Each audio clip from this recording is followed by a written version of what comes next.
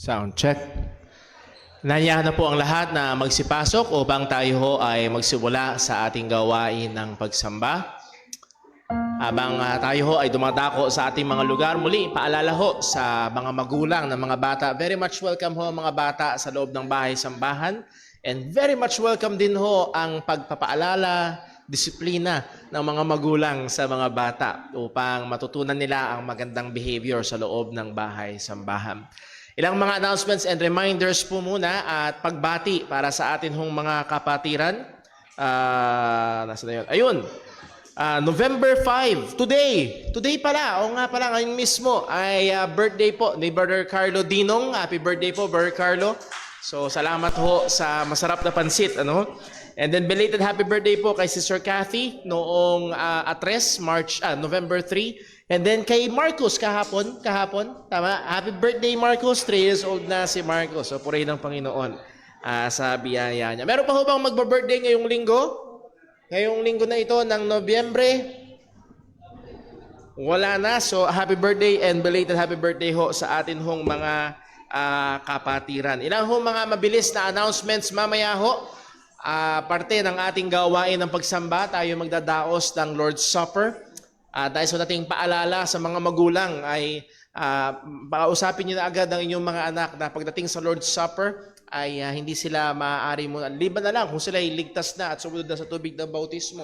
Pero kung hindi pa, ay maganda ipaliwanag yun na ho sa mga bata na huwag ho muna.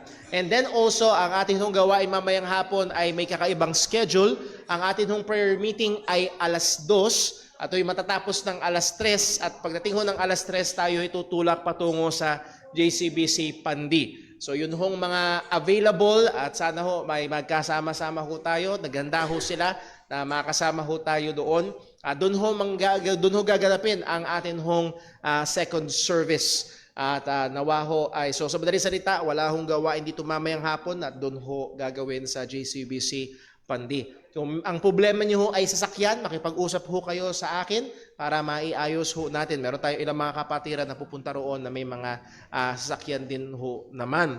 And then also, palapit na ho ang atin hong youth conference sa November 27. So muli, maglalagay ho pala ng papel dyan sa likod mamaya. Brother Patrick, nakalimutan ko maglagay. Pwede lang paglistahan ng mga tutulong sa November 27 para maisama sila sa bilang ng pagkain. So kung kayo ho ay pupunta sa November 27 at gusto nyo tumulong, pakilista nyo inyong pangalan para lang ho maisama din namin kayo sa bilang ng mga pagkain. Ano ho? So para okay ho yung ating bilang. So pakisama ho yan sa paggagawin ho mamaya. And then also, pag-pray ho natin ang mga gawain nga ho natin mamayang hapon. And then sa November 27, suportahan natin, pag-pray natin yung ating mga young people. Open pa rin po. Meron pa hong, isa na lang, 3 yung merienda, isa na lang yung slot na open. Meron ng 2 na sumagot. Isa na lang yung slot na open kung meron gustong mag-sponsor ng merienda para sa ating mga kabataan. Mga 150 na kabataan. Kung gusto nyo, Brother Paul, ako bahala. Turon, okay ho yan. Welcome na welcome. 150 pieces na turon, pwede po yan. Or kung gusto nyo naman, Brother Paul, wala akong time na bumili, magluto, cash na lang, yes, pwede ho kami ang magagawin. So kung kayo ho ay interesado, meron lang ho isang slot na pwede naman, Brother Paul, hindi ko kaya lahat, 500 lang. Pwede rin naman, no? Idadagdag natin yan doon para ho sa panggastos ho sa ating youth conference. Pag-pray natin, nawa ito'y patuloy na gamitin at pagpalain ng Diyos, lalo na para sa mga kabataan natin dito sa Jesus Christ Baptist Church. Brother Paul, pwede bang mag-imbita? Pwede ho. Kung meron ho mga kabataan sa inyong mga tahanan, pwede nyo ho silang imbitahan. That's a whole day event. May mga churches na manggagaling sa San Mateo Rizal. May churches, may mga young people na manggagaling sa saan nyo kila Brother Joren, sa Macabebe, Pampanga. May mga manggagaling sa Brother John Alexis, may payatas yata, sa may payatas, may mga young people na manggagaling ho doon. So it will be a wonderful time of fellowship, a whole day event. At nawa ho, ito ay gamitin at pagpalain ng Diyos para sa ating mga young people. Reminder ho, ang ating hong Christmas service and fellowship will be on December 17. At pag-pray ho natin, that will be an evangelistic service. Ipag-imbita na natin. And then yung sa hapon ho ay yung atin hong dinner fellowship.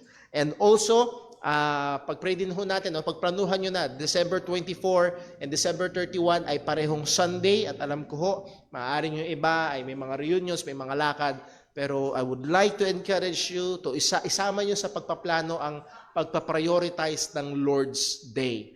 At kung, bilang pastor, nais ko ho kayo i-advise, kung sakali man na kayo ho ay talagang mapunta sa ibang lugar, ay humanap po tayo ng masasamahan, madadaluhang iglesia ho upang makasama pa rin sa kung talagang wala, nandito ho ang ating online. So muli ay pag-pray ho natin ng mga bagay po na yan. Okay, those are our announcements and reminders.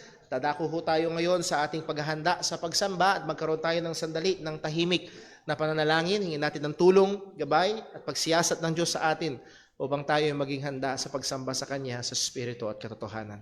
Let's pray.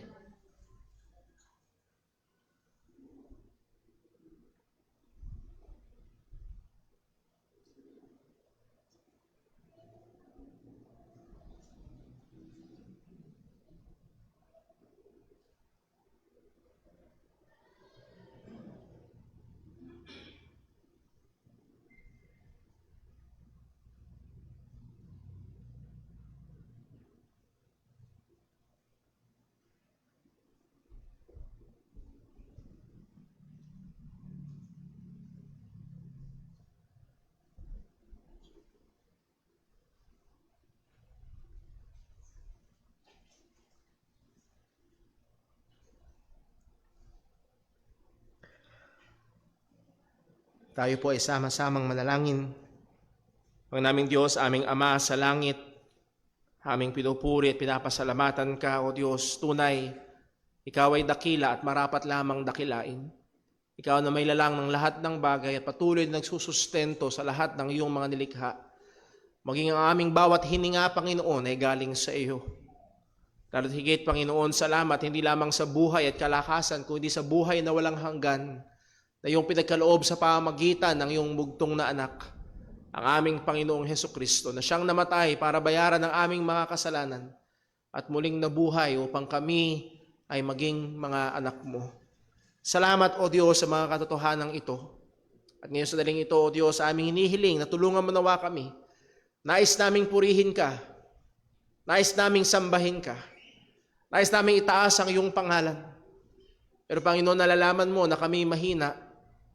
Alalahanin mo na kami gawa sa alikabok. Narito, Panginoon, ang mga kabigatan, mga alalahanin. O Diyos, ang kasalanan nakatahan pa rin sa amin na habang ginanasa namin na gumawa ng mabuti, nandito pa rin ang kasalanan. O Panginoon, tulungan mo kami na ito'y paglabanan. Sa biyaya mo, O Diyos, tunay ngang ituon namin ang aming mga sarili sa pagsamba sa iyo.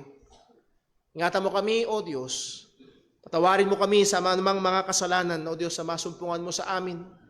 Ito man, Panginoon, ay gawa, salita, o mga kaisipan na hindi sang-ayon sa iyong kalooban. O Panginoon, patawarin mo kami.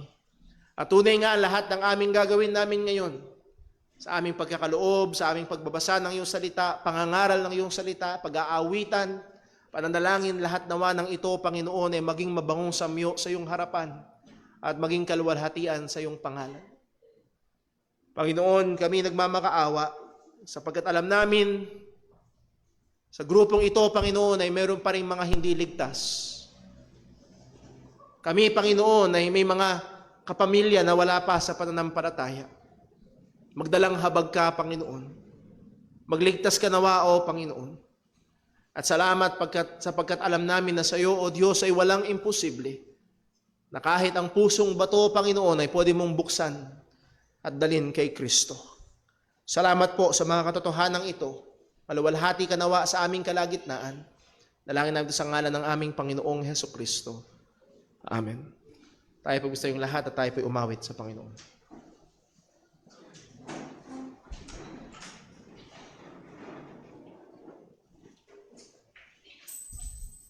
At tayo po umawit sa Panginoon. Awitin po natin, All Glory Be to Christ.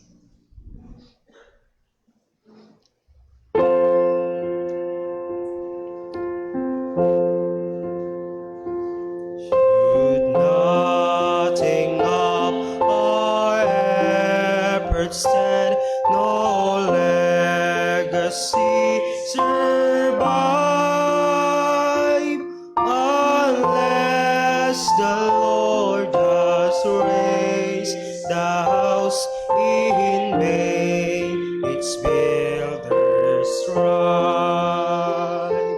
To you who boast tomorrow's gains, tell me, what is your life?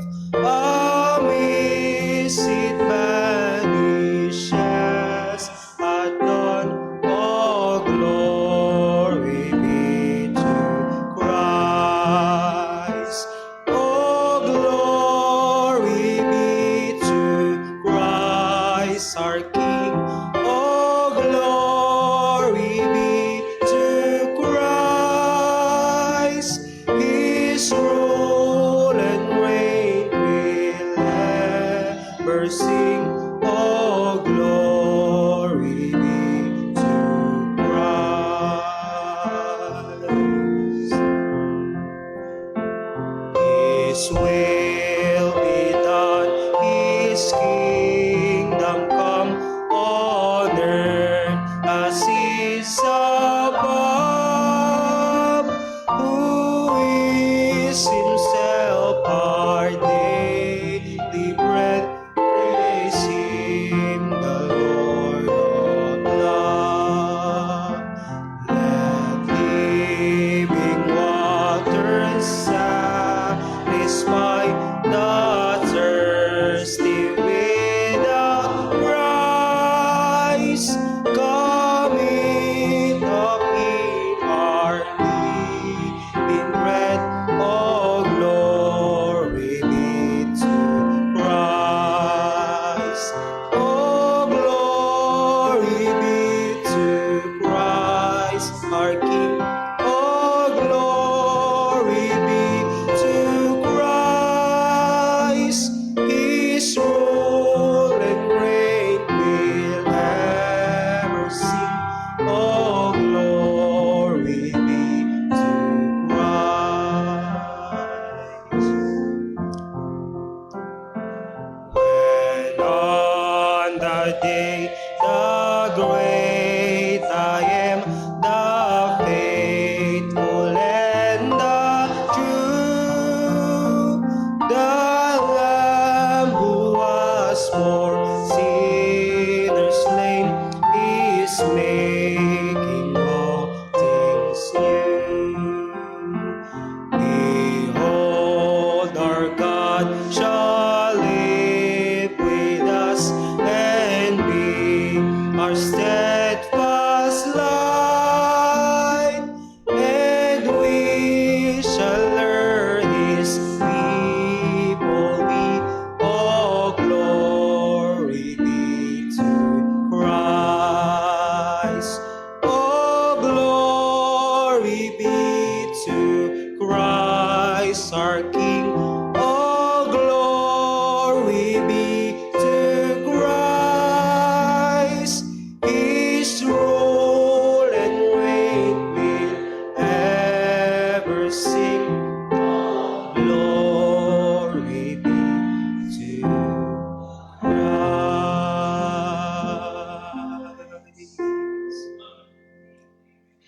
Tayo po'y manatiling nakatayo para po sa ating pagkakaloob.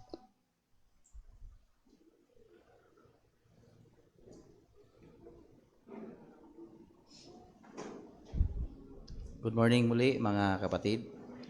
Para po sa biblical passage for giving, basahin po natin ang 2 Corinthians chapter 9 verse 6 hanggang 8. Read. But this I say, he which soweth sparingly shall reap also sparingly, and he which soweth bountifully shall reap also bountifully. Every man according as he purposeth in his heart, so let him give, not grudgingly or of necessity, for God loveth a cheerful giver. And God is able to make all grace abound toward you, that ye, always having all sufficiency in all things, may abound to every good work. Tayo po ay manalangin. Aming Ama na nasa langit, banal at makapangyarihan sa lahat. Kami, Panginoon, ay nagpupuri sa iyo ngayong umaga. Sinamba ka namin, Panginoon, sapagkat ikaw ay mabuti sa amin. Lalo na, Panginoon, sa kaligtasan na aming natanggap sa pamamagitan ng aming Panginoong Hesukristo. At salamat din po, Panginoon, sa buong linggo na ikaw, Panginoon, ay nag-iingat sa amin. Binigyan mo kami ng provision sa lahat ng aming mga kailangan, Panginoon. Binigyan mo kami ng trabaho sa aming mga kabuhayan, Panginoon. At ikaw nagbigay sa amin ng kalakasan, Panginoon. Sa ngayong umaga, Panginoon, gusto namin kang sambahin at pasalamatan sa mga biyaya na aming natanggap, Panginoon. Samahan mo kami sa aming mga handog na ikaw, Panginoon, ay mapuri at maitaas sa aming buhay, Panginoon. Nawa, Panginoon, sa aming pagbibigay ngayong umaga, bigyan mo kami ng tamang puso, Panginoon, na nagpapasalamat sa iyo at nagkilala kung ano ang aming natanggap ay galing sa iyo, Panginoon. Nawa, Panginoon, ay ikaw ay mapuri at ang pera na aming nalikom ay magagamit, Panginoon, lalo na sa maihayag pa ang iyong ebanghelyo sa mga taong hindi pa nakakilala sa iyo, Panginoon. Ito ang aming dalangin sa pamamagitan ng aming Panginoong Hesukristo. Amen.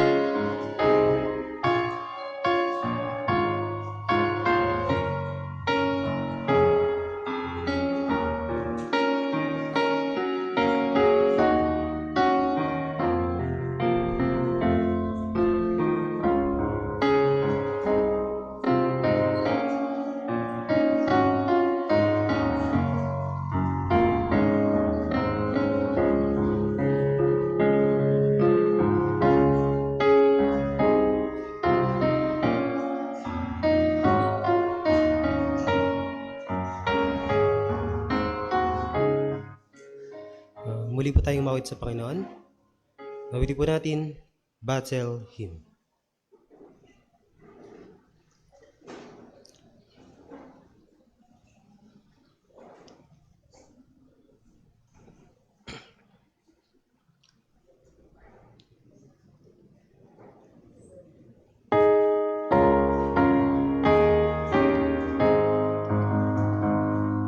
When eyes have seen the glory of the coming of the Lord, He is trampling out the vintage where the grapes of wrath were stored.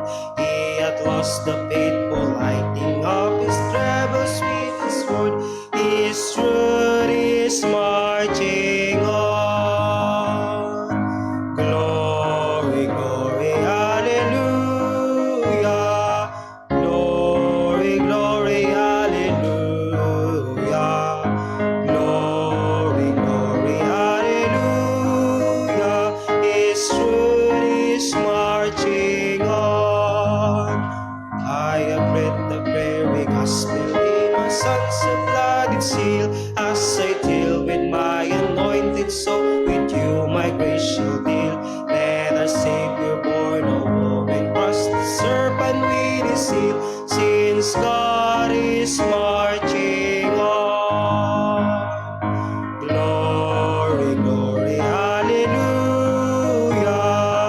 Glory, glory, hallelujah.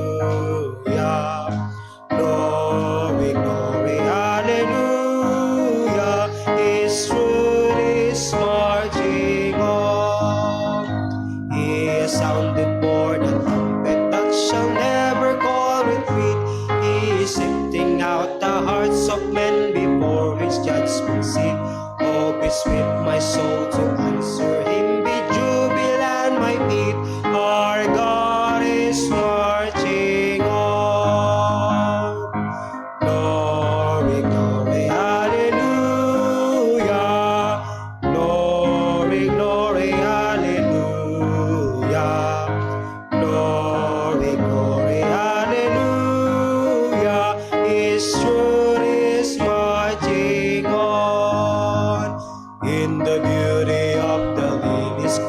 was born across the sea with a glory in his bosom that transfigures you and me. As he died to make men holy, let us live to make men free while God is marching on. Glory, glory, hallelujah. Glory, glory, hallelujah. Glory, glory, hallelujah. His truth is marching on. He is coming like the glory of the morning on the wave. He is wisdom to the mighty. He is honor to the grave. So the word shall be his roots to let the soul of wrong his slave. Our God is marching on. Glory, glory, hallelujah. Glory, glory, hallelujah. Glory, glory, hallelujah.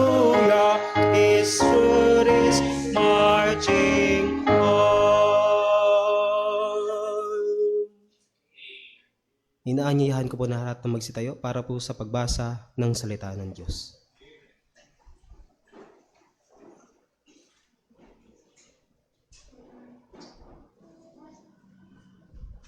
Magandang umaga po sa ating lahat. Purihin ang Panginoon para po sa pagbasa ng kanyang mga banal na salita. Magmumula po sa Aklat ng Roma, Kapitulo 9, talatang 1 hanggang 5. Sabay-sabay po nating basahin. Ready? Read. Yamang ako'y kay Kristo. Katotohanan ang sinasabi ko. Sa pamamagitan ng banal na Espiritu ay nagpapatotoo ang aking budhi at hindi ako nagsisinungaling. Matindi ang aking kalungkutan at di mapawi ang pagdaramdam ng aking puso. Dahil sa aking mga kababayan at kalahi, na naisin ko pang ako'y sumpain at mahiwalay kay Kristo alang-alang sa kanila. Sila ay mga Israelita, sila ay kinupkop bilang mga anak. Ipinakita sa kanila ang kaluwalhatian ng Diyos. Ibinigay sa kanila ang pakipagtipan at ang kautusan, ang tungkol sa pagsamba at ang mga pangako. Sa kanila ang mga patriarka at sa kanilang lahi nagmula ang Kristo ayon sa laman. Diyos na kataas-taasan at maluwalhati magpakailanman. Amen. Pagpalain ng Panginoon ang pagkabasa ng kanyang mga salita. Maaari na po tayo magsiupo.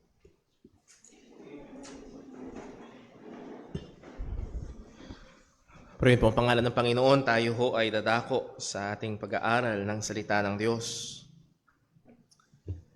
Well, sa Tuesday ho, November 7, kung tama ang aking alaala at research, will be the 10th year anniversary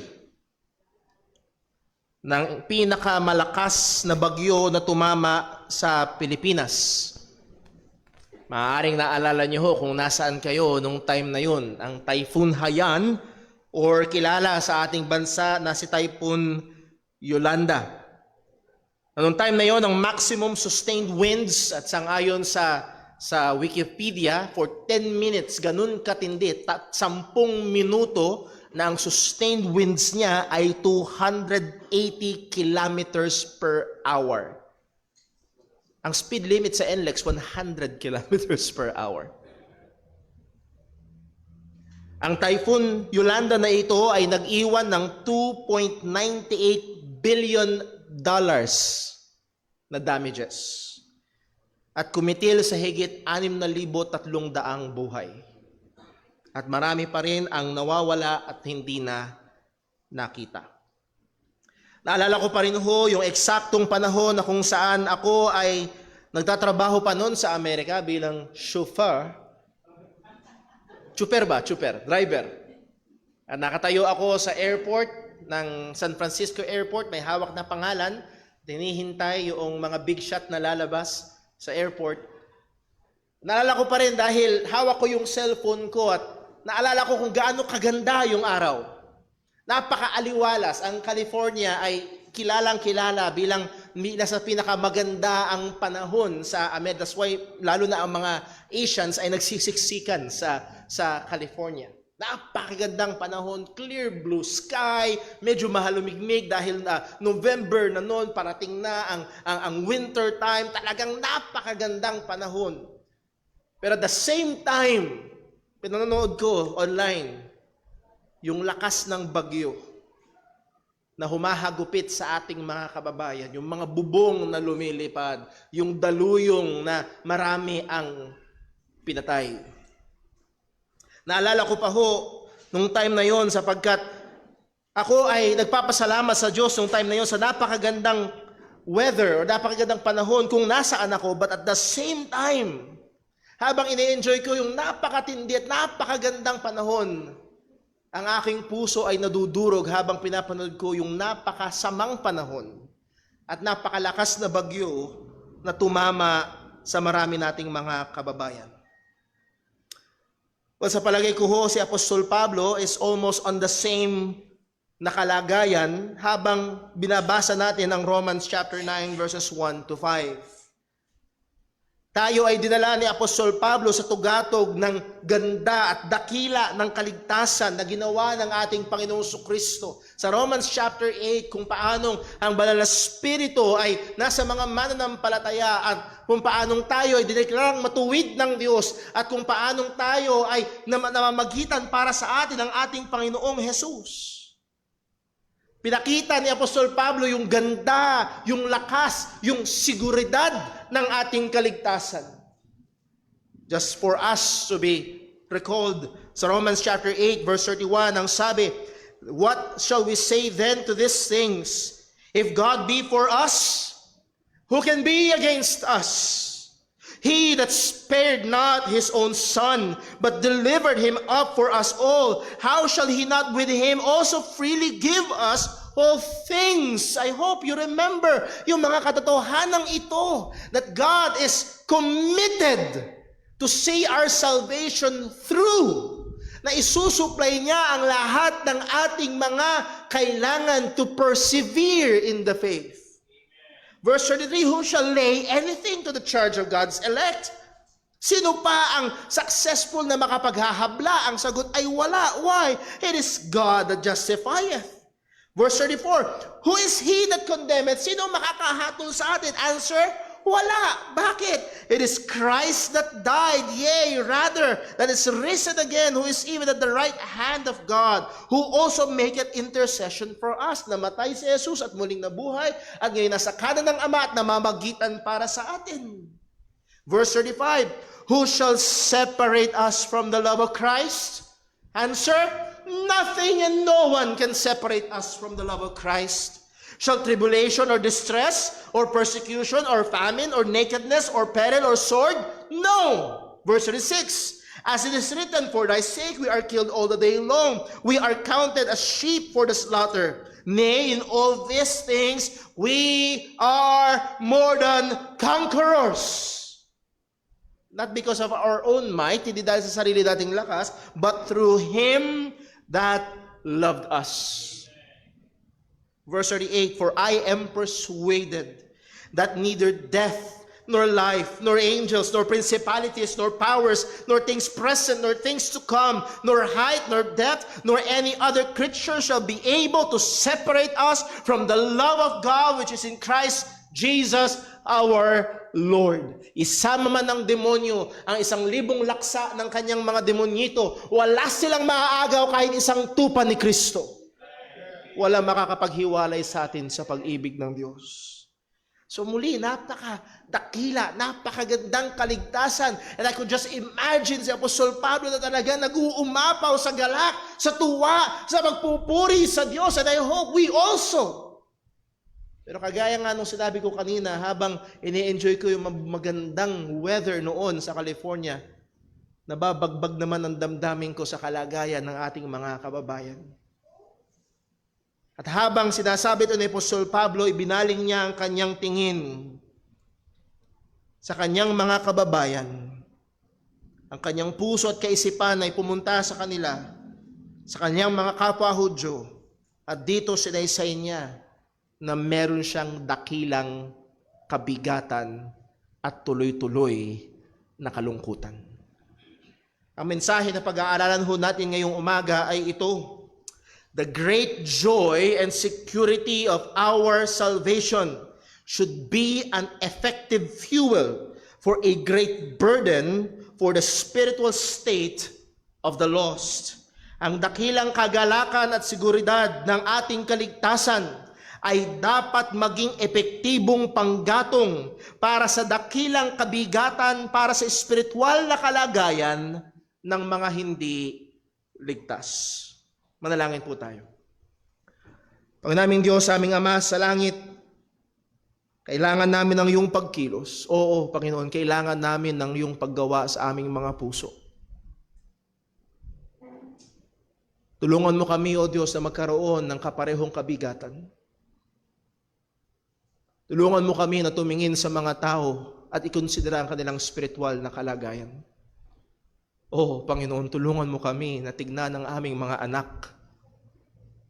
Tignan ang aming mga kapatid, tignan ang aming mga magulang, tignan ang aming mga kapitbahay, tignan ang aming mga kaibigan at ikonsidera na sila ay wala kay Kristo at patungo sa kapahamakan.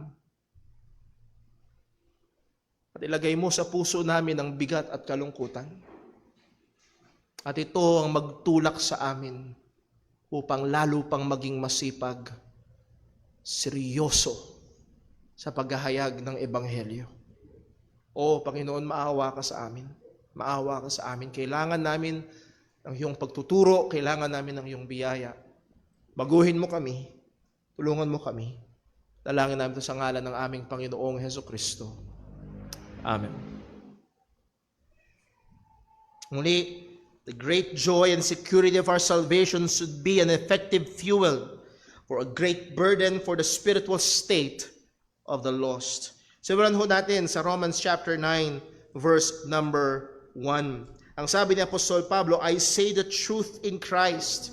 I lie not, my conscience also bearing witness in the Holy Ghost. Sabi niya, I say the truth. I say the truth. Ang sinasabi ko ay totoo. Ito ay personal claim ni Apostol Pablo na hindi kasinungalingan yung kanyang sinasabi. But hindi lamang yon. Ang sabi niya pa, I say the truth in Christ. Sinasabi ko ang totoo kay Kristo Jesus, and that is calling Christ as a witness. Sinasabi niya na si Jesus mismo ay saksi na itong sinasabi ko ay totoo. And this is very unusual. Bakit? Well, kung yun naalala, si Apostol Pablo ay isang Hudyo. And if we find anything sa lumang tipan, we will find people na sumusumpa sa pangalan ng Diyos. We'll find people na tinatawag ang Diyos bilang saksi sa kanilang mga pangako o sa kanilang mga sinasabi.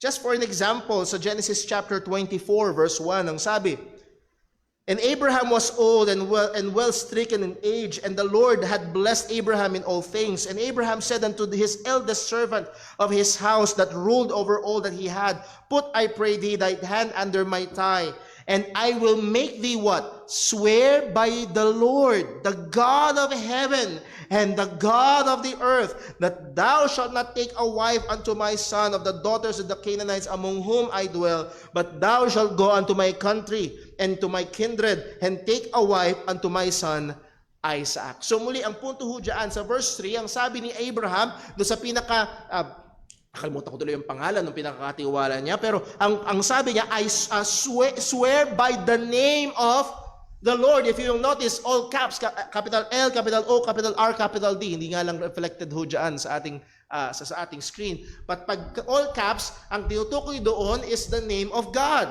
Yahweh. Swear by the name of God. So Judges chapter 11 verse 9, another example. And this is between Jephthah. Ang sabi niya, Jephthah said unto the elders of Gilead, If you bring me home again to fight against the children of Ammon, and the Lord delivered them before me, shall I be your head?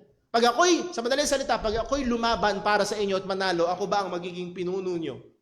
Ang sabi nila, verse 10, "And the elders of Gilead said unto Jephthah, the Lord," again, all caps, "be witness between us, if we do not so according to thy word." So again, it is calling God to be witness. At sa lumang tipan, ito lagi ang ginagawa ng mga tao. Muli, hindi nila ito ginagawa lagi tuwing nangangako sila, pero tuwing sila'y nangangako, ang gagamitin nilang pangalan ay ang pangalan ng Diyos. Nakuha niyo ba? At pagdating kay Apostol Pablo sa verse 1 ng Romans chapter 9, ang sabi niya, I say the truth, not in the Lord, nor not the Lord is my witness, I say the truth in Christ.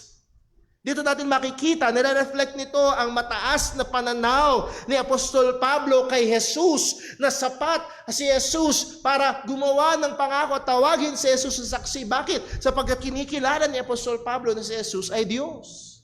Hindi lamang yun, pag tinuloy natin ang basa, my conscience also bearing witness in the Holy Ghost. So here, Apostle Paul is saying something and calling Christ and the Holy Ghost as witness. Kapantay na kung paanong sa lumang tipan, ang mga tao sa lumang tipan, calling God as the witness ng kanilang mga sinasabi. Ang sabi niya, I lie not. Verse 1, again, I say the truth in Christ, I lie not. Hindi ibig sabihin ni Apostol Pablo na never akong nagsinungaling. Ang sinasabi lang ni Pablo, yung sinasabi ko ngayon ay hindi pagsisinungaling. It is another way of saying na sinasabi niya, I say the truth, I lie not. Pag ikaw ay nagsasabi na totoo, sinasabi mo ay hindi ka sinungalingan. He is saying the same thing in a different way. I'm saying the truth, and he calls Christ nung una as witness, and now, ang sabi niya, my conscience also bearing me witness. Nagpapatotoo ang aking konsensya. At siguro kung kayo ho ay medyo may edad na, ngayon hindi na uso yung patalastas, pero pag gumagamit ka ng isang partikular na sabon, pag mali pala yung ginagamit mong sabon, lumalabas yung konsensya. Naalala niyo yun? Yung lumang patalastas ng Safeguard. Well, ito yung tanong, ang ating bang konsensya ay magandang basihan? Maganda bang gabay ang ating konsensya? Well, the general answer to that is no. Bakit? Sapagkat ang sabi ng salita ng Diyos sa Titus chapter 1 verse 15, ang sabi niya, sabi ni Pablo, unto the pure all things are pure, but unto them that are defiled and unbelieving nothing is pure, but even their mind and conscience is defiled. Lalo na sa mga taong hindi mananampalataya, even their conscience is defiled. Ang taong hindi Kristiyano, apektado ng kasalanan ng kanilang konsensya. At ang konsensya ay hindi parang makina na bansa umaandar. Ang konsensya ay parang kagamitan. Para bang baril, depende kung sino ang may hawak. Pag ang may hawak ng baril ay kriminal, delikado. Pag ang may hawak ng baril ay pulis, maganda. At kapag ang konsensya ay hawak ng kasalanan, ito ay delikado. Sabi nga ni Pablo sa 1 Timothy chapter 4 verse 1, now the Spirit speaketh expressly that in the latter times some shall depart from the faith, giving heed to seducing spirits and doctrines of devils, speaking lies in hypocrisy, having what? Their conscience seared with hot iron.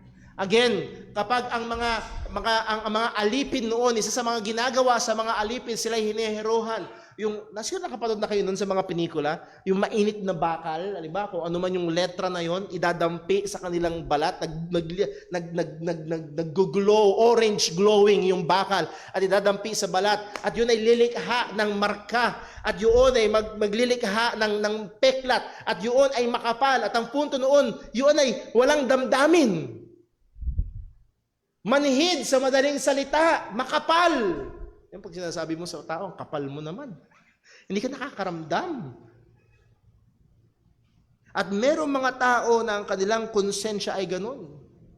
Sapagkat dahil sa epekto ng kasalanan, dahil sa kasalanan na kanilang ginagawa, naalala ko ho, nung minsan kong napanood ang isang documentary tungkol sa mga Nazi Germans. mga sundalong Nazi na kung saan sila ay nadestino doon sa concentration camps, na kung saan nilagay yung mga libo-libo, daang libong mga Hudyo at dadalhin nila sa mga gas chambers, lalaki, babae, matanda, bata, isisilid nila doon sa gas chambers at doon mamamatay ang daang-daang libong mga Hudyo. Ang sabi niya isang sundalo, nung unang araw niya, nagsusuka siya. Hindi niya matake. Pero pagkatapos ng ilang araw, para na lang siyang pumapatay ng insekto. Wala na. Malupit na siya. So pwede ang isang tao sa simula ay merong sensitibong konsensya. Pero hanggat ginagawa, tuloy-tuloy sa paggawa ng masama, pwede itong maging konsensya na walang pakiramdam. So muli ang punto, lalo na sa hindi mananampalataya, ang konsensya ay hindi safe na basihan. Pero meron sinabi dito si Apostol Pablo na kakaiba. Ang sabi niya, my conscience also bearing witness, and what this makes the difference in the Holy Ghost. His conscience is affected by the Holy Spirit.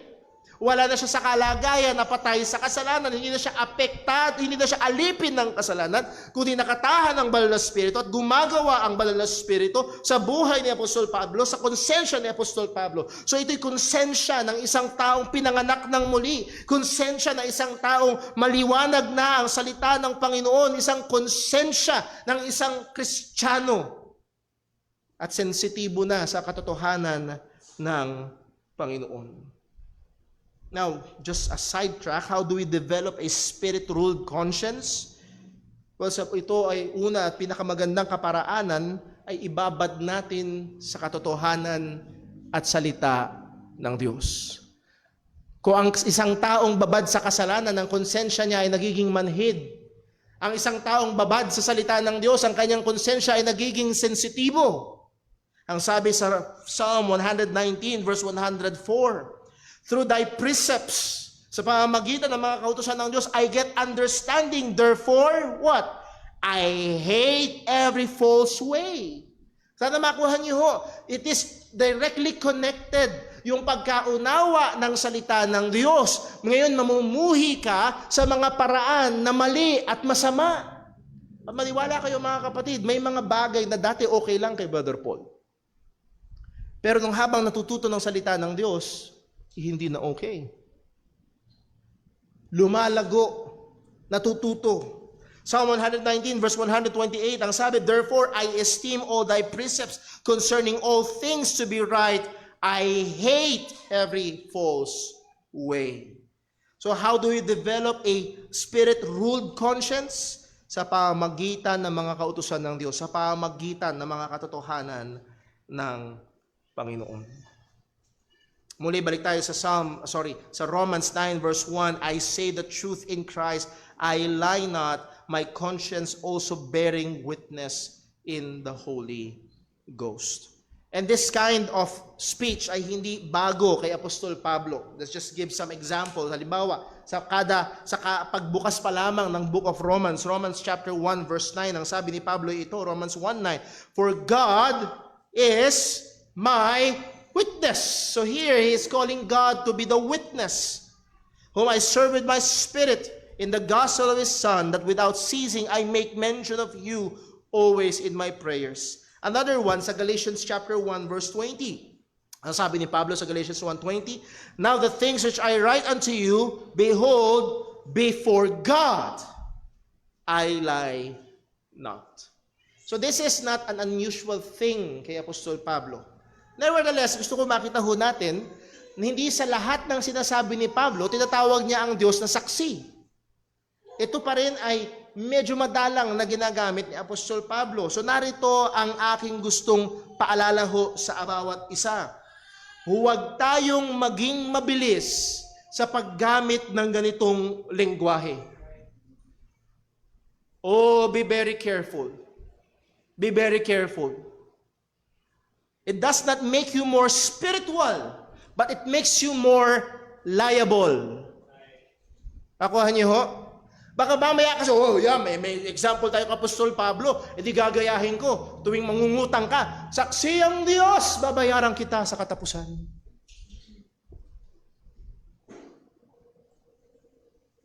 Well, sabi ng salita ng Diyos sa Exodus chapter 20 verse 7, Thou shalt not take the name of the Lord thy God in vain. Huwag mangyari na lalabas sa bibig mo ang lengguwaheng ito na magaang. Again, it doesn't make you more spiritual. At meron mga tao, akala nila if they use these words, ito'y nagiging mas mataas sila o nagiging mas spiritual sila. It makes you more liable. Now, point. Hindi kasalanan na tawagin ng Diyos na saksi. Pero kamangmangan na maging mabilis at naging madalas nating gawin ito. Hindi kasalanan na tawagin ng Diyos na saksi. Pero magiging kamangmangan na maging mabilisan, maging hasty. Ano bang Tagalog ng hasty? Maging hasty. Ha? Dalos-dalos. Ayun. Maging padalos-dalos tayo sa paggamit ng ganitong kapahayagan. At hindi natin nakikita at naintindihan yung bigat. So, madaling salita, hindi ho basta-basta. Now, to what truth is He calling Jesus Christ and the Holy Spirit to be a witness of? Sabi niya, I say the truth in Christ. So Christ is the witness. Ano yung katotohanan na yun? Verse 2, ang sabi niya, that I have great heaviness and continual sorrow in my heart. Meron akong matinding kabigatan. Meron akong tuloy-tuloy na kapanglawan sa aking puso. Bago natin alamin kung anong ibig sabihin nito, nais ko munang sabihin sa simula pa lamang na merong matinding kamangmangan na umiikot sa maraming mga churches. Ano itong matinding kamangmangan na ito? Mga nagsasabi na ang mga tunay na Kristiyano daw ay dapat laging masaya, laging nakangiti, at kasalanan na maging malungkot sa isang mananampalataya. Nakapakinig na ako ng ganun.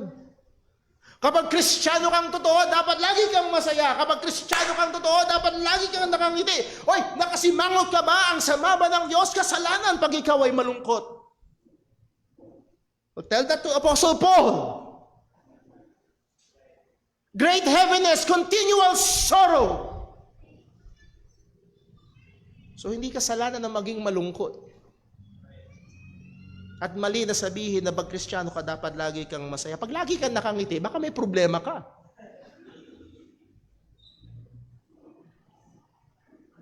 Pero ang ibig sabihin lang ni Apostol Pablo dito, ito ay hindi peking kabigatan. Ito ay hindi peking kalungkutan.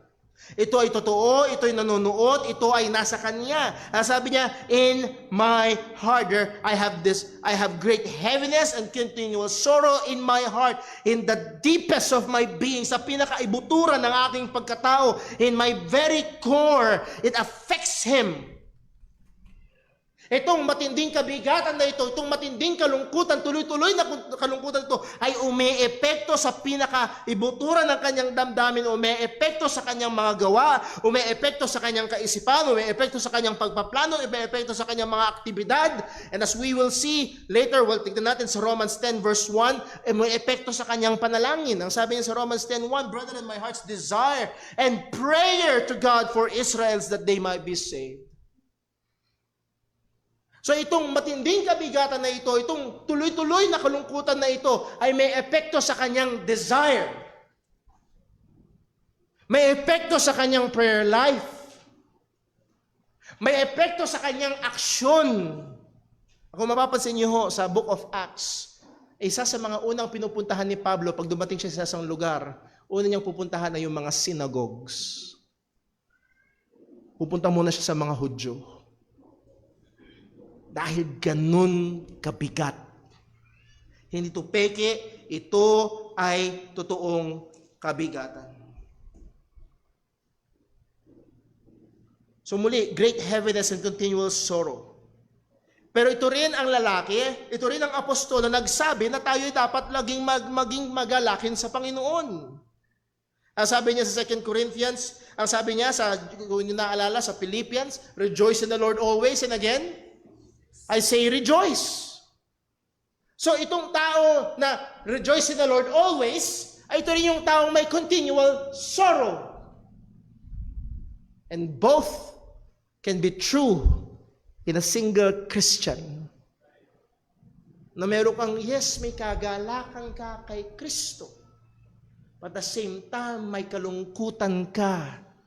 Particularly dito dahil sa mga wala kay Kristo. Ang sabi nga ni Pablo sa 2 Corinthians 6 verse 10. 2 Corinthians 6 verse 10. As sorrowful, yet what? Always rejoicing. As poor, yet making many rich. As having nothing, yet possessing all things. So it can be, hindi mamimili ka lang sorrowful or rejoicing. No, it can be sorrowful yet always rejoicing. Na maaaring yung iba sa inyo sa biyaya ng Diyos, alam ito mismo, nararanasan nyo ito, na nahandon yung mablinding kabigatan nyo sa inyong mga mahal sa buhay, sa inyong mga anak, sa inyong mga kapamilya at kamag-anak na alam nyong wala kay Kristo. Alam nyong patungo sa kapahamakan. There's that always burden, sorrow para sa kanila. Pero at the same time, sa biyaya ng Diyos, there's that rejoicing sa fellowship ng mga kapatid at sa mga katotohanan ng Panginoon at sa mga pangako niya na alam mo na parating. Sorrowful yet always rejoicing. Now the question is this: do we have that burden? Do we have that kind of sorrow? Sa chapter 10, verse 1, do we have that desire? Meron ba tayo ng ganong kabigatan? Meron ba tayo ng ganong kalungkutan? Para sa ating pamilya, para sa ating mga kamag-anak, para sa ating mga kaibigan.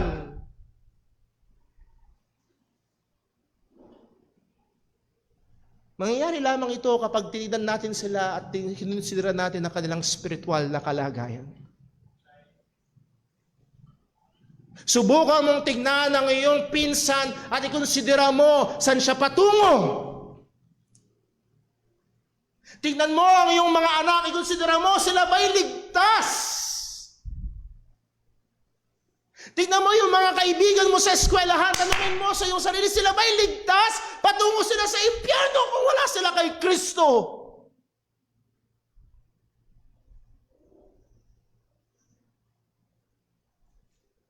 Dumaan ang long holiday. Actually, hanggang ngayon ay long holiday. At maaaring marami sa atin na nakasama ang maraming mga kamag-anakan natin. At maaaring nakita natin ang mga kamag-anak masaya. Woohoo! Salamat! Nakita-kita tayo masaya, kwentuhan, kainan, maraming kakanin. Pero tingnan ba natin sila sa kanilang spiritual na kalagayan?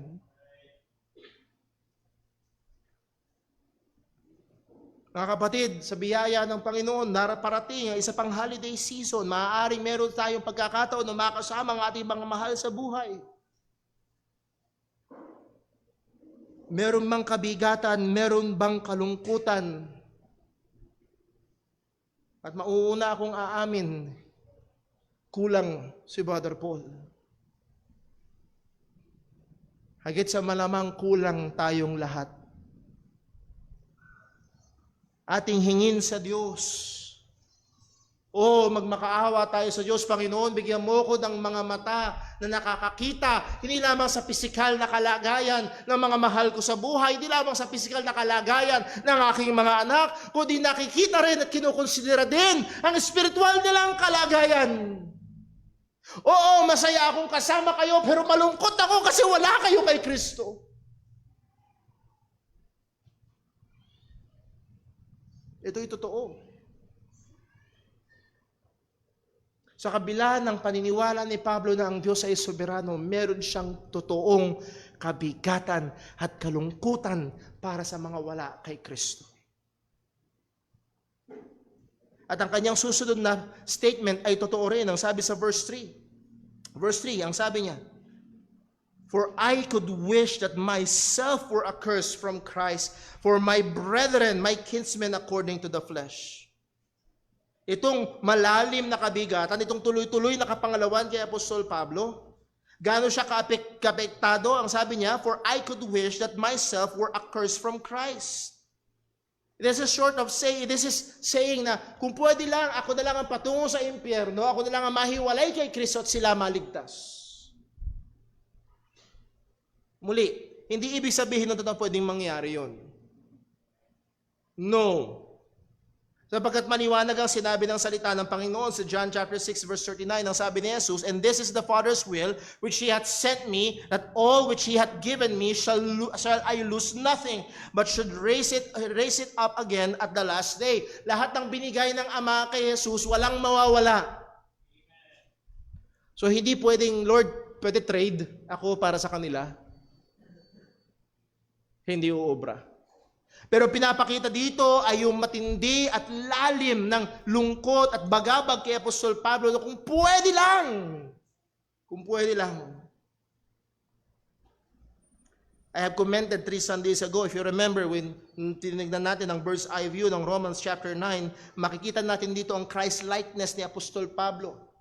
Bakit? Si Kristo mismo sa Galatians chapter 3 verse 13, Christ hath redeemed us from the curse of the law, being made a curse for us.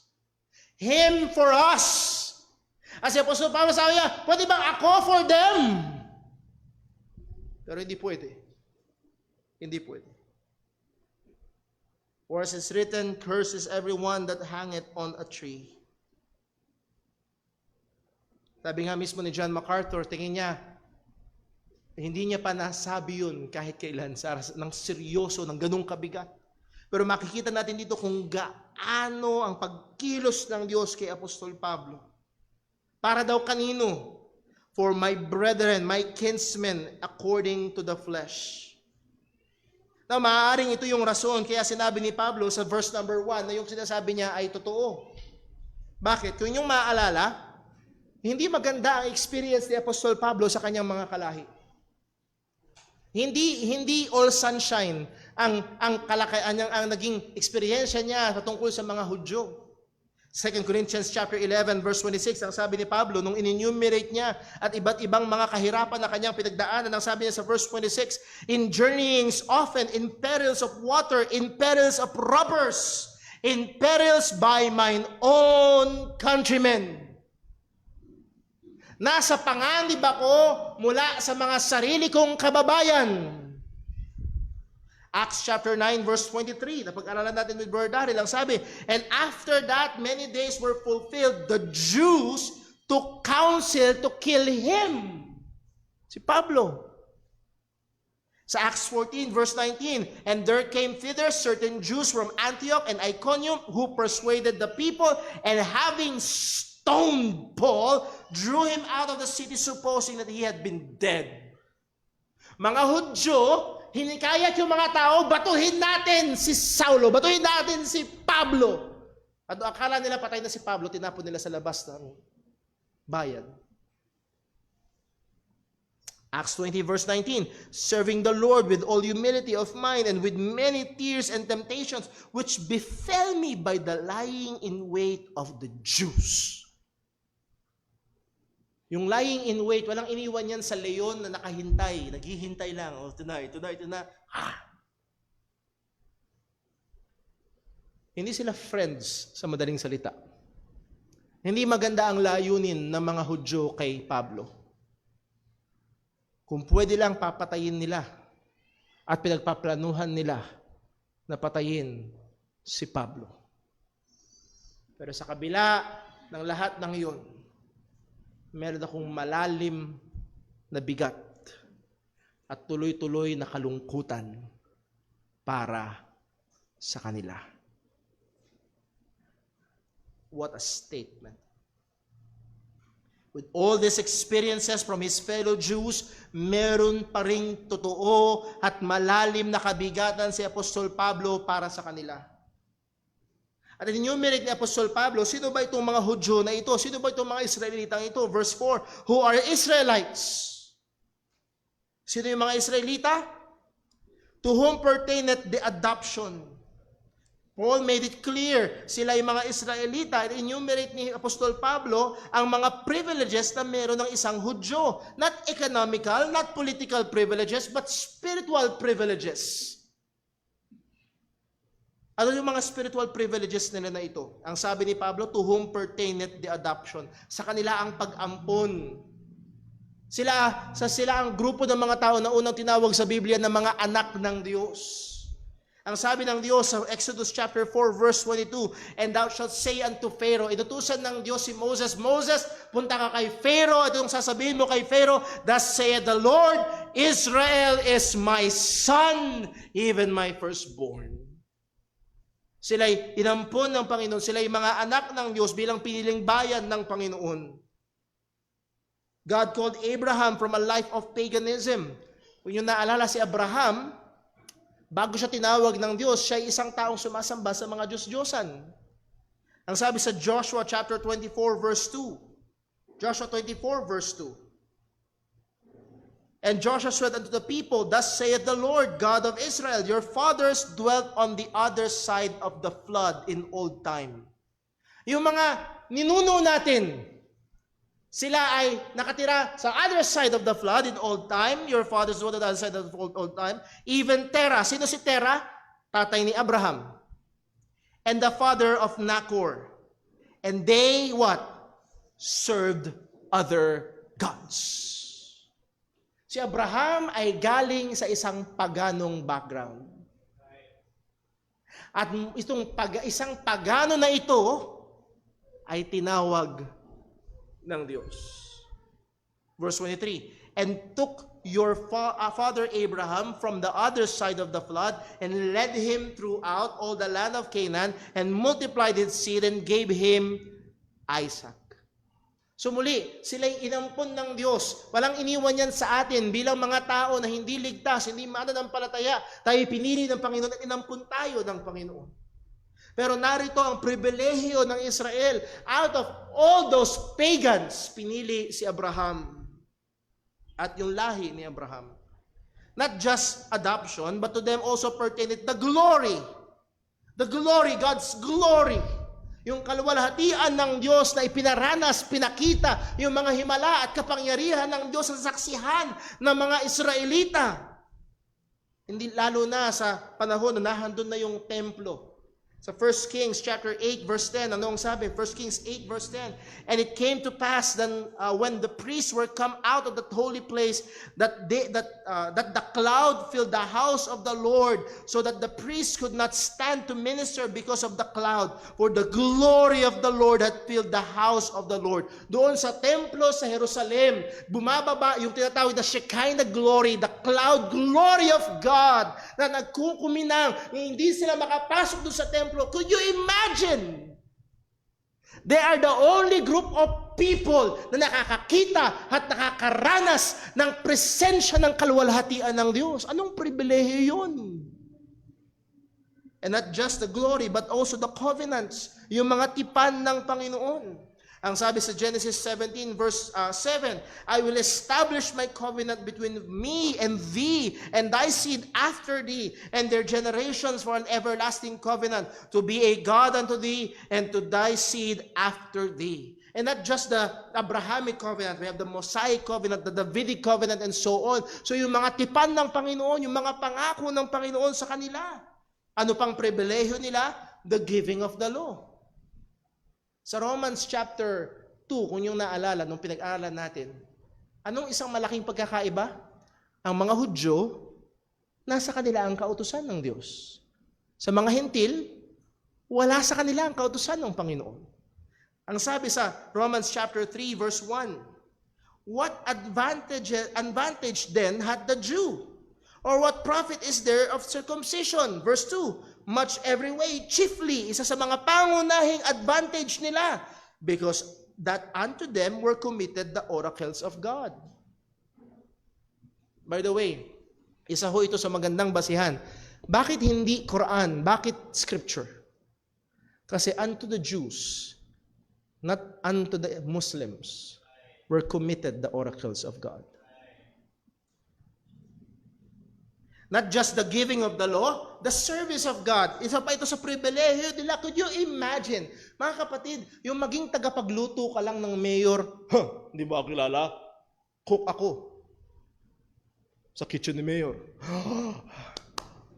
Paano yung cook sa Malacanang? Paano yung cook doon sa palasyo ng hari ng kung saan mang bansa yan? Mga kapatid, sa Israel, binigay ang pagkakataon na maglingkod sa Diyos, the service of God. Sa Exodus chapter 12, verse 25, ang sabi, and it shall come to pass, when ye become, kayo dumating to the land which the Lord will give you, according that He had promised, that ye shall keep this service. You will keep serving. Kayo inilabas ng Diyos sa Ehipto para sumamba at maglingkod sa Diyos, at pagdating nyo sa lupang pinangako, kayo magtutuloy sa paglilingkod sa Diyos. What a privilege. And not just that, the promises. Sa Acts chapter 13, verse 32, and we declare unto you glad tidings, how that the promise which was made unto the fathers, God, verse 33, hath fulfilled the same unto us their children, in that He hath raised up Jesus again, as it is also written in the second Psalm, Thou art my son, this day I have begotten thee. The promise of the Messiah, the promise of the coming Savior, yung mga pangako ng Diyos sa kanila ay ibinigay. Again, what great privilege na meron ng mga Hudyo. At sa kabila ng mga pribilehiyong ito, hindi pa rin sila ligtas. Hindi lang yun, verse 5, whose are the fathers? Yung mga patriarch, sa kanila ang mga ama. Deuteronomy 10, verse 15, only the Lord hath delight in thy fathers to love them, and He chose their seeds after them, even you above all people, as it is this day. Pinili ng Diyos si Abraham, pinili ng Diyos si Isaac, pinili ng Diyos si Jacob. The fathers God has chosen, at sila ay nakikinabang bilang mga anak ng mga ama na ito. And whom as concerning the flesh Christ came. Romans 9 verse 5. Isa pa sa dakilang mga kapatid. Di na mangyayari. Ewan ko kung mangyayari pa ulit yung rematch mula kay Pacquiao at kay Mayweather. May nahagip akong balita na para daw mangyayari. Parang. Pero naalala niyo nung kasagsagan nung pamamayagpag ni Pacquiao? Wala ka naman dun. Pero, Pacquiao, Pilipino yan. Woo! Tama? Pilipino ka, Pilipino si Pacquiao. Woo! And what could be a greater privilege na yung Mesiyas ay Hudyo at ako ay Hudyo. Ang sabi, of whom concerning the flesh Christ came. Sa Romans chapter 1 verse 1, ang sabi ni Pablo, Paul, a servant of the Lord of Jesus Christ, called to be an apostle, separated unto the gospel of God, which He had promised afore by His prophets in the Holy Scripture. Verse 3, concerning His Son, Jesus Christ, our Lord, which was made of the seed of David according to the flesh. Anak ni David na isang Hudyo, siya ay lumabas na isang Hudyo. Muli, hindi Pilipino. Ako'y proud na maging Pilipino, pero hindi Pilipino at lalong hindi taga Davao ang darating na Jesus. O muling darating. Sa madaling salita, hindi si Kibuloy. Baka yung hindi si Kibuloy. Siya ay isang Hudyo. At ang sabi ng salita ng Diyos sa Acts chapter 1, yung Jesus na umalis na isang Hudyo, siya rin ang darating. Hindi siya magta-transform na Pilipino. Ibang usapan yun, pero sana ho malinaw. Now, paano nilarawan ni Apostol Pablo? At hindi niya nagawang pigilan ng kanyang sarili. Nabanggit niya si Kristo. And of whom as concerning the flesh Christ came, Romans chapter 9 verse 5, ang sabi niya, who? Sino yung who? Romans 9 verse 5.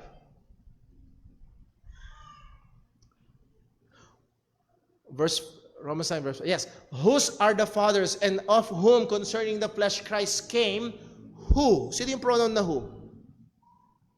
Yung nearest subject, Christ. At paano nilarawan ni Apostol Pablo si Christ? He is over all. Paano nilarawan ni Apostol Pablo si Christ? He is God. Hindi ibig sabihin niyan that God blessed Christ forever, but Christ is the blessed God forever. A good translation sa ESV, for example, sa ESV, sa Romans 9 verse 5, ang translation sa ESV ay ito. To them belong the patriarchs, yung mga ama, and from their race, according to the flesh, is the Christ. Sino yung Christ? Who is God over all, blessed forever. So malinaw ang Romans 9 verse 5 that Christ is God. Malinaw. Sa anong punto, mga kapatid? Ang Israel ay maraming pribilehiyo. Ang Israel ay exposed sa salita ng Diyos. Pero nakakalungkot sapagkat ang Israel ay hindi nanampalataya sa tagapagligtas. In a way, mga kapatid, pwede nating ihalin tulad. Yes, malaki ang pagkakaiba, pero pwede nating ihalin tulad sa Pilipinas. Mga kapatid, sa mga bansa na nakapaligid sa atin, kung hindi Muslim, Hindu, o kaya Buddhist. Pero ang Pilipinas na nasa Asia, ang isa sa mga namumukod-tangi na tinatawag na Christian nation.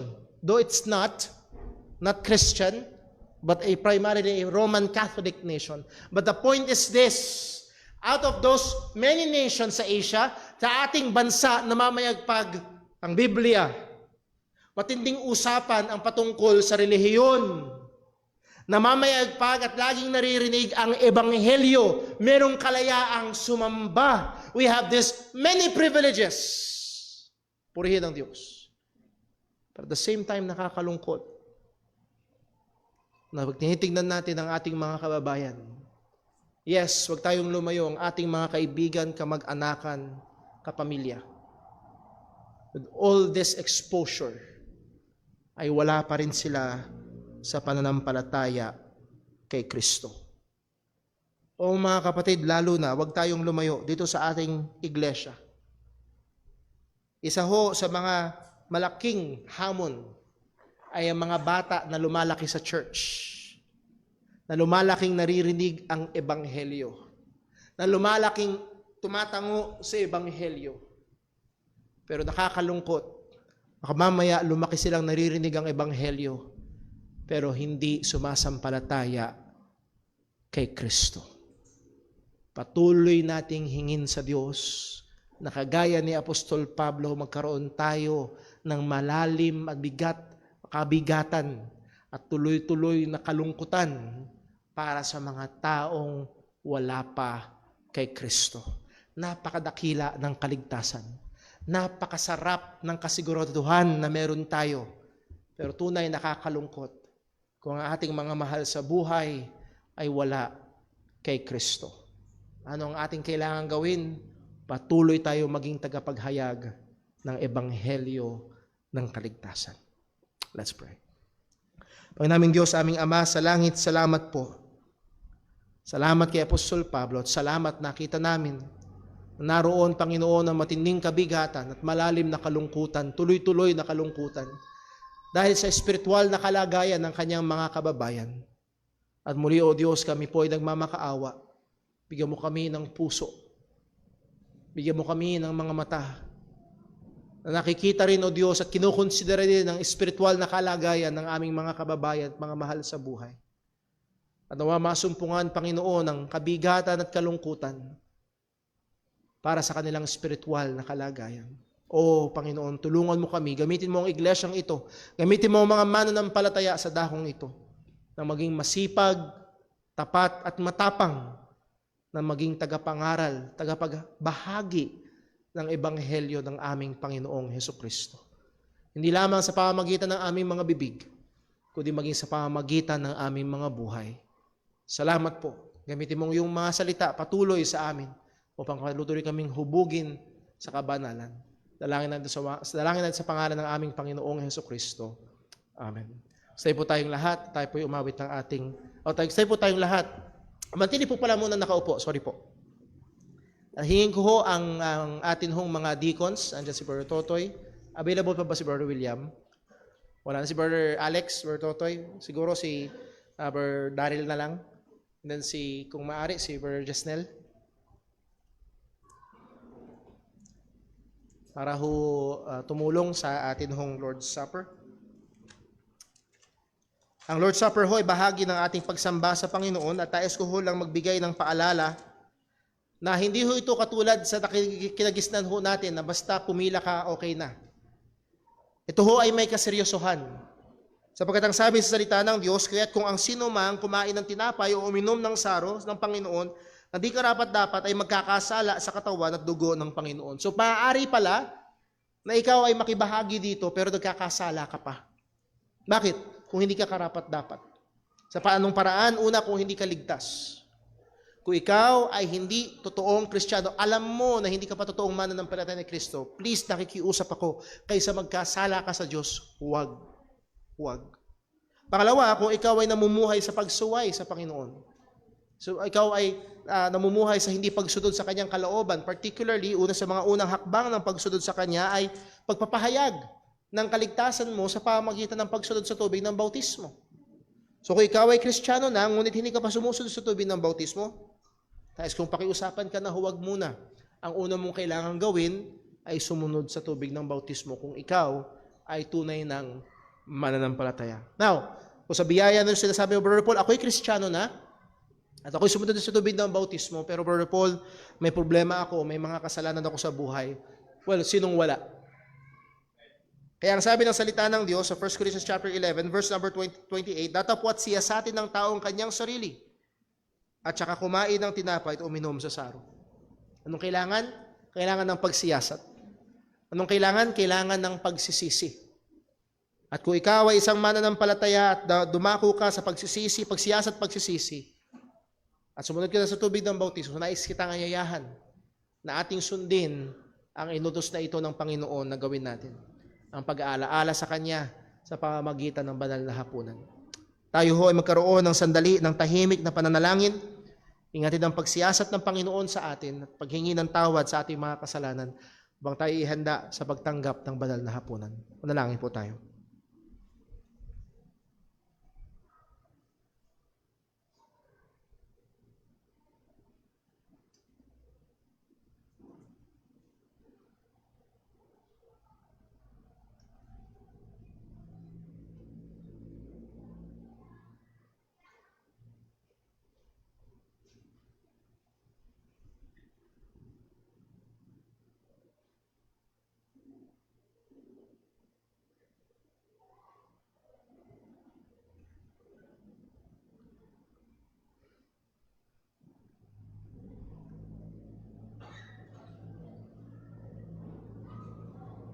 Manalangin po tayo.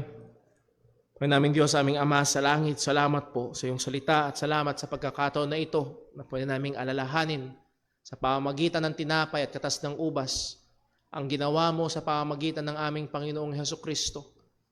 Binigay mo ang iyong bugtong na anak upang siya magbayad ng aming mga kasalanan doon sa krus. At tunay nga, dahil sa aming mga kasalanan at pagsalangsang siya'y nabugbog at nasugatan.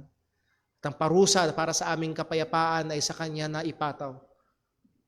Ikinarga mo sa Kanya ang kasalanan naming lahat.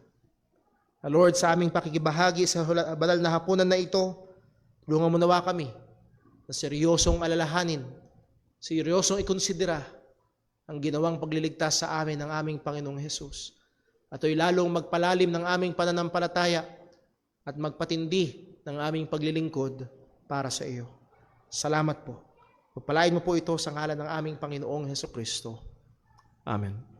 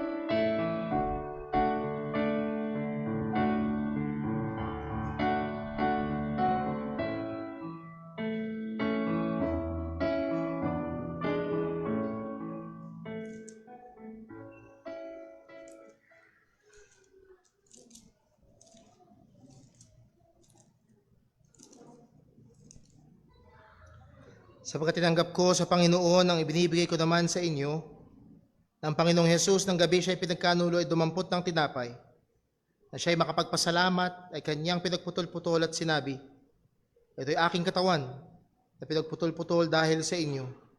Gawin niyo ito sa pag-alaala sa akin. Kainin po natin.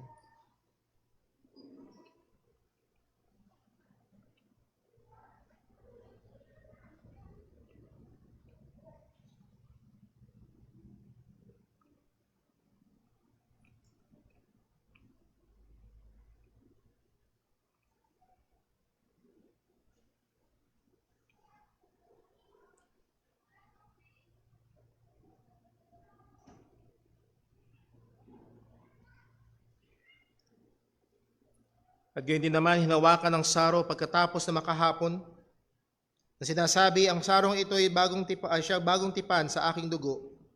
Gawin niyo ito sa tuwing kayo magsisinom sa pag-alaala sa akin, sapagkat sa tuwing kanin ninyo ang tinapay at ito at inumin ninyo ang saro, ay niyahayag niyo ang pagkamatay ng Panginoon hanggang sa dumating siya. Inumin po natin.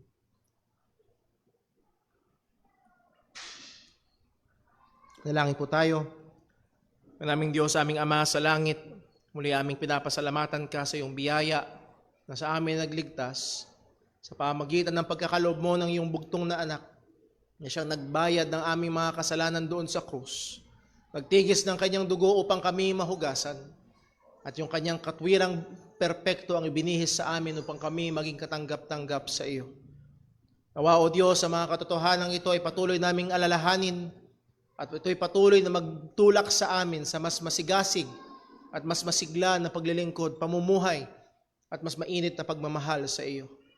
Nawa o Diyos, ito rin magtulak sa amin palayo sa kasalanan at lalo kaming magpursigi sa kabanalan namin. Ingatan mo kami hanggang sa aming paghiwa-hiwalay. Dalangin natin sa pangalan ng aming Panginoong Hesukristo. Amen. Tayo pag gusto yung lahat at awitin natin ating pangwakas na awit.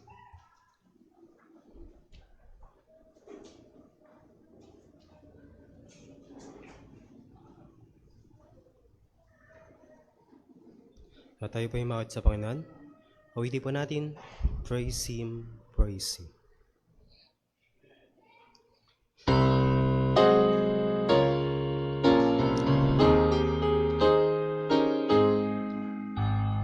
Praise Him, Jesus our blessed Redeemer. Sing on earth His wonderful love proclaim. Hail Him, highest our angels in glory. Strength and honor give to His holy name. Like a shepherd, Jesus will guard His children. In His arms He carries them all day long. Praise Him, tell of His excellent greatness. Praise Him, ever in joyful song. Praise Him, Jesus our blessed Redeemer. Heavenly portals loud with a sadness ring. Jesus Savior reigneth forever and ever. Crown Him, prophet and priest and king. Christ is coming over the world victorious. Power and glory unto the Lord belong. Praise Him, tell of His excellent greatness. Praise Him, ever in joyful song. Amen. Purihin po ang pangalan ng Panginoon. Salamat po sa bawat isang narito, maging sa ating kasama online. Muli, patuloy natin pagbulayan ng mga salita ng Diyos na atin na pag-aralan at patuloy tayo maging tagapaghayag ng Ebanghelyo ng Kaligtasan. Sa ating paghiwa-hiwalay, nawa ang pagmamahal ng ating Ama, ang biyaya ng ating Panginoong Hesus, at ang presensya at kapangyarihan ng Banal na Espiritu sa bawat isa sa atin, Patuloy tayo maging maliwanag na ilaw at maalat na asin sa man tayo tinawag ng Panginoon. God bless po. Magandang tanghali. We are now dismissed. Paalala ho, ang prayer meeting natin ngayong hapon ay alas 2 and then alas 3 sa mga sasama ho sa JCBC Panday. Alas 3 po ng hapon ang alis natin dito. God bless po. Ingat po tayo sa pag-uwi.